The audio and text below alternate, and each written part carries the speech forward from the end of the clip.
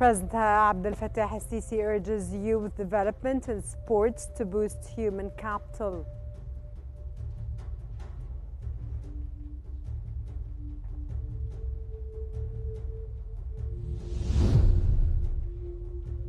Egypt launches national strategy for rare diseases to improve early detection and care.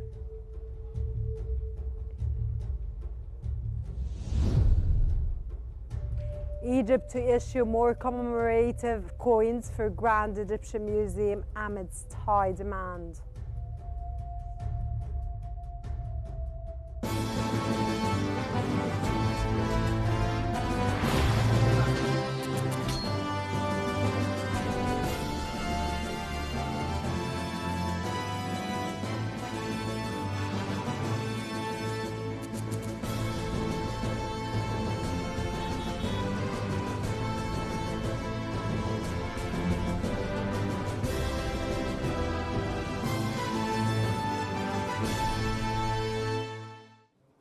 President Fattah al-Sisi has emphasized the importance of promoting youth development and a culture of sports in Egypt, calling for a scientific approach to maximize investment in human capital. During a meeting with Prime Minister Mustafa Madbouli, Minister of Youth and Sports Ashraf Sobhi, and other officials, Sisi stressed that sports initiatives contribute to public health, personal development, and comprehensive growth for young Egyptians. Sobhi reviewed the ministry's achievements, including 532 youth programs reaching 24 million people, 1,150 programs for young adults benefiting 70 million, and 928 sports programs aiding 19 million athletes from 2018 to 2025. The meeting also covered the establishment of new sport clubs, youth centers, national camps, sports medicine centers, and legislative and institutional reforms. Efforts aim to implement the National Youth and Sports Strategy 2025-2032 and enhance Egypt's international performance in youth and sports development.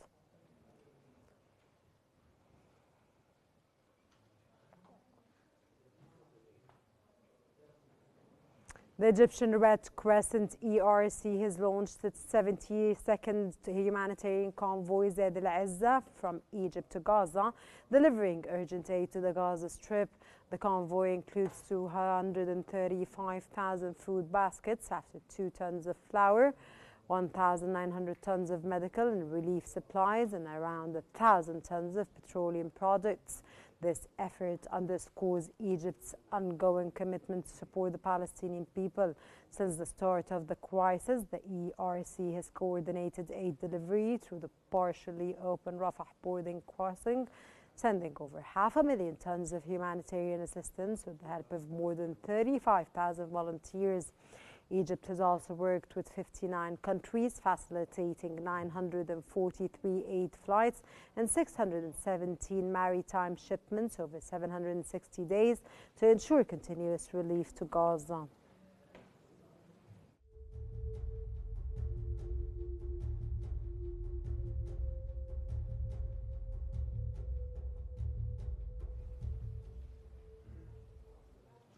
Egyptian Foreign Minister Badr Abdulati has discussed with senior UN officials arrangements for hosting the upcoming International Conference on Early Recovery, Reconstruction and Development in Gaza, as well as ways to strengthen Egypt's UN cooperation.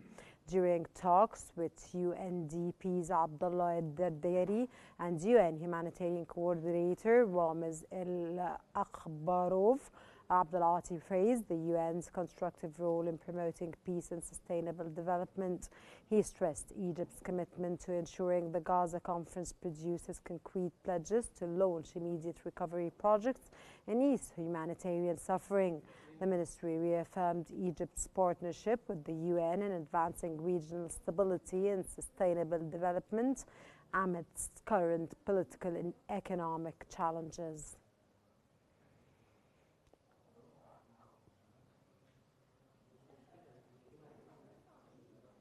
Egypt has launched its national strategy for rare diseases, aiming to enhance early detection, diagnosis and specialized care for patients. The initiative, unveiled during the 3rd Global Congress on Population, Health and Human Development, integrates screening programs for thousands of newborns with disability, education and social protection systems. Deputy Prime Minister and Minister of Health Khaled Abdul Ghaffar highlighted the role of the Egyptian Genome Project in advancing research, identifying genetic mutations and supporting personalized medicine, while also providing social and psychological support to patients and their families.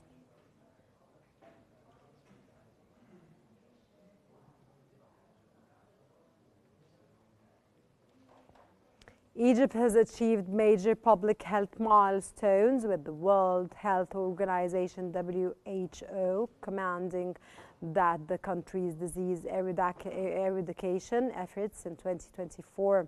Ministry of Health and Population spokesman Hussein Abdul Ghaffar said Egypt was declared free of measles and rubella in March 2024, and malaria was officially eliminated in October. He also highlighted that Egypt has become the first country in the East Mediterranean to successfully eliminate hepatitis.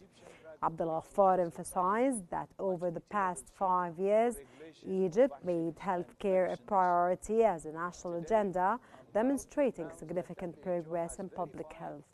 For the elimination of trachoma as a public health problem. Congratulations to Your Excellency and to the government and people of Egypt on these achievements.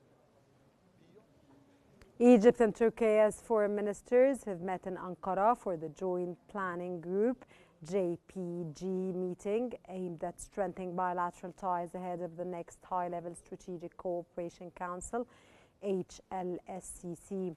The ministers reaffirmed commitments to deepening economic, trade and industrial cooperation, improve investment climates and expand regional and security collaboration. The meeting also covered regional issues including support for Gaza recovery, the two-state solution for Palestine, stability in Syria, Somalia, Sudan and Libya, counter-terrorism efforts and development in the Eastern Mediterranean.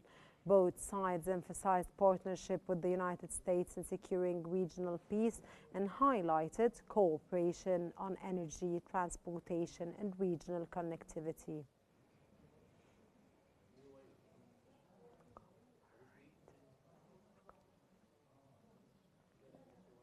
Finance Minister Ahmed Kojak has decided to issue additional commemorative coins for the Grand Egyptian Museum, the GEM, to meet rising demand both inside and outside Egypt. The coins, crafted in gold and silver, highlight the museum's key landmarks and are being sold with secured certificates at the Treasury and Mint Authority outlet in Cairo. Gold coins range from 84,000 Egyptian pounds for £1 denomination to 551,250 Egyptian for a £100 coin, while silver coins are priced between 2,580 Egyptian pounds and 5,160 Egyptian pounds. Authorities are also coordinating with the Ministry of Tourism and Antiquities to release new editions featuring prominent archaeological exhibits. Online sales are planned to accommodate growing international interest.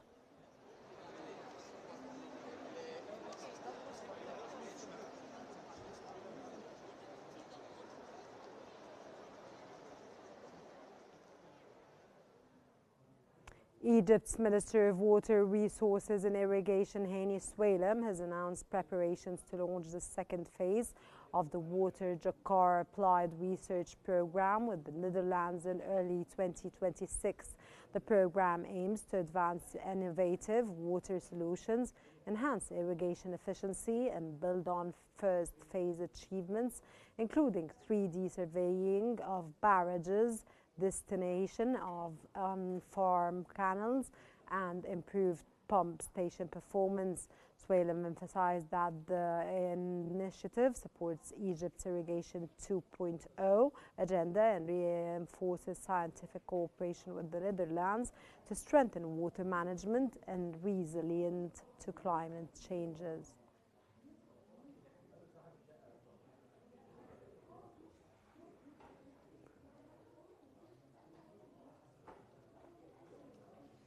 Minister of Electricity Mahmoud Asmat has approved the Egyptian Electricity Holding Company's EEHC budget plan for the year 2025-2026. The plan aims to boost energy system efficiency, enhance power plant performance, and ensure safe operation of generation units and the national grid. EEHC Chairman Gaber Dessouki outlined key projects, including upgrading Al Arish and Atka power plants to combined cycle systems and developing a 2,400 megawatt pumped storage hydroelectric plant at Jabal Ataqa.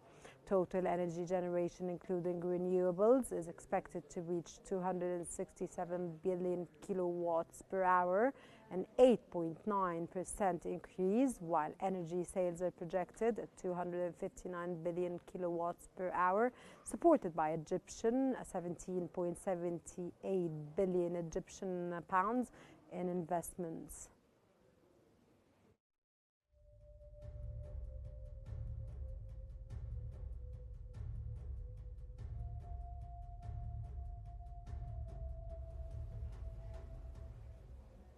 Egypt's high-speed electric rail network Ain Sokhna Matruh will be managed and operated by a new consortium under a 15-year contract signed between the National Authority for Tunnels, NAT, Germany's Deutsche Bahn International Operations, and El Swedi Electric. The signing, witnessed by Deputy Prime Minister for Industrial Development and Ministry of Industry and Transport Kamel El-Wazir, marks a major step in Egypt's transport modernization plan. The agreement ensures that at least 95% of the workforce will be Egyptian, while a comprehensive training program will equip local engineers and technicians to independently run the network in the future. El-Wazir highlighted that consolidating operations under a single operator and adopting a new revenue share model will streamline management and reduce coordination challenges.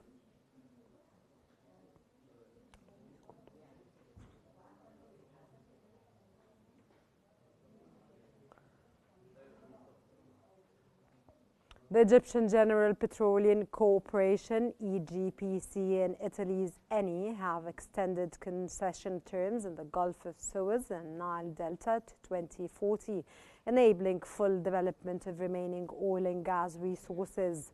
Egypt's Minister of Petroleum Karim Badawi called the agreement a strategic milestone, highlighting its potential to boost gas discoveries, increase output, and reduce reliance on imported energy.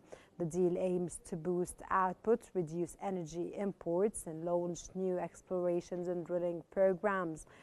The historic Baylium field, producing 60,000 barrels per day, will remain central to the partnership.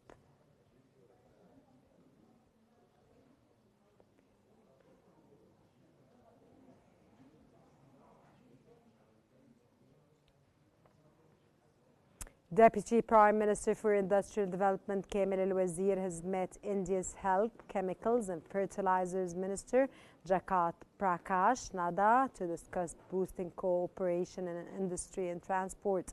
The talks focused on joint ventures in fertilizers, chemicals and petrochemicals, technology transfer, local manufacturing and investment in ports and logistic zones.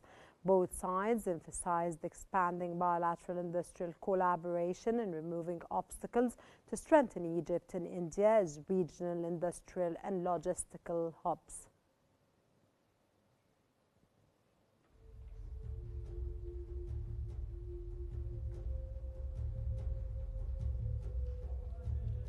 That brings us to the end of our news bulletin, but before we wrap up, here's a recap of the top stories making headlines this hour. President Fattah al-Sisi urges youth development in sports to boost human capital.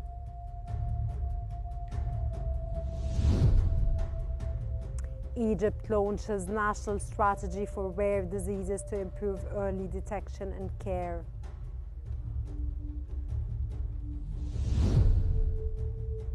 Egypt to issue more commemorative coins for the Grand Egyptian Museum amidst high demand.